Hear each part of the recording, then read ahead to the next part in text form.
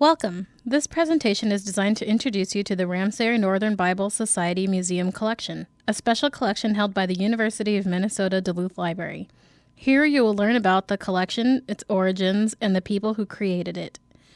The library is grateful to the Northern Bible Society for its donation of the Ramseyer Bible Collection. Also, deep appreciation goes to the Willis E. and Emma E. O'Connor Charitable Foundation of Duluth, Minnesota, whose generous gift made this presentation possible. This presentation is narrated by Donald J. Pierce, Library Director Emeritus and original curator of the Ramseyer Northern Bible Society Museum Collection.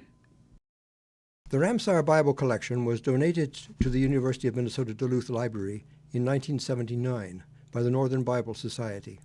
It consists of about 1,650 titles, comprising over 1,900 volumes, of which about two-thirds are Bibles or portions of Scripture.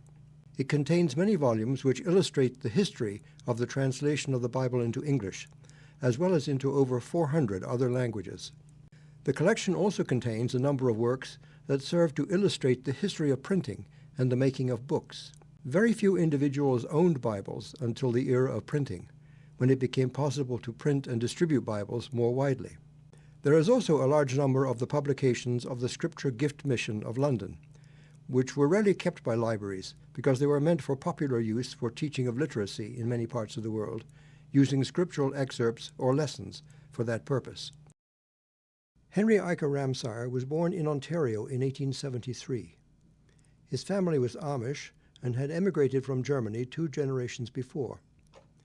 They moved to Michigan and then to Ohio, where Henry Ramseyer was educated and felt the call to the ministry after attending an evangelical meeting at the age of 16. His first impulse was to go into the South American mission field, but a chance opportunity to travel by a lake freighter, the Henry Court, to Duluth led him into the conclusion that the mines and lumber camps of the region were without sufficient religious ministry. In 1899, he moved to Duluth to begin this ministry. In 1911, he started working with the Bethel Society, which had begun in 1873 as the Western Seaman's Friend Society. In the winter of 1914 to 1915, that organization assisted over 20,000 men. In 1912, a new Bethel Society building was completed for Duluth, which still stands today on Mesaba Avenue and continues to provide social services to the community. In 1918, Henry Ramseyer, seeking a new direction for his work, founded the Northern Bible Society, with the goal of providing copies of the Scriptures in their own languages to all who needed them in northern Minnesota. The society was soon very successful in this endeavor and expanded its mission to those in need elsewhere in America and around the world.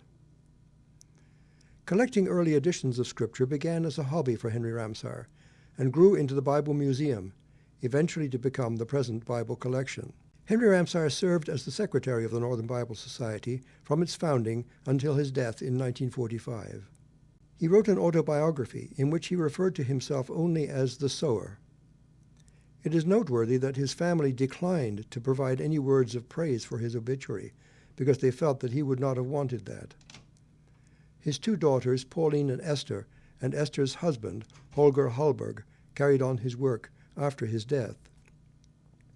They added significantly to the collection, including all the Scripture Gift Mission publications.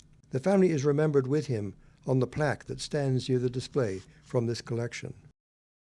The Northern Bible Society, which the Reverend Henry Ramseyer founded, has been run by a board of directors since its beginning in 1918. It eventually obtained its own building. In 1935, the Society opened the Bible House on Superior Street, which served as its headquarters and housed the Bible Museum and a bookshop.